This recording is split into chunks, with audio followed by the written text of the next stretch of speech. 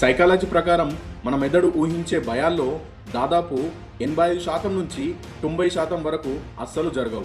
Pennsylvania state university పరిశోధనలో తేలింది ఏంటంటే మనం పడే భయాల్లో 91% కేవలం మన ఊహలే.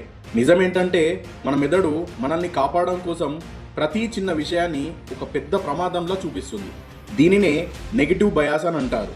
అంటే జరగని దాని గురించి ఆలోచిస్తూ బాధపడుతూ ప్రస్తుత సంతోషాన్ని మనమే చంపేసుకుంటున్నామని అర్థం. కాబట్టి అది అలా జరుగుతుందేమో, అది అలా అయిపోతుందేమో అని భయపడటం ఆపండి. ఒకవేళ ఆ 10% సమస్యలు వచ్చినా వాటిని ఎదుర్కోగల శక్తి మన దగ్గర ఉంది.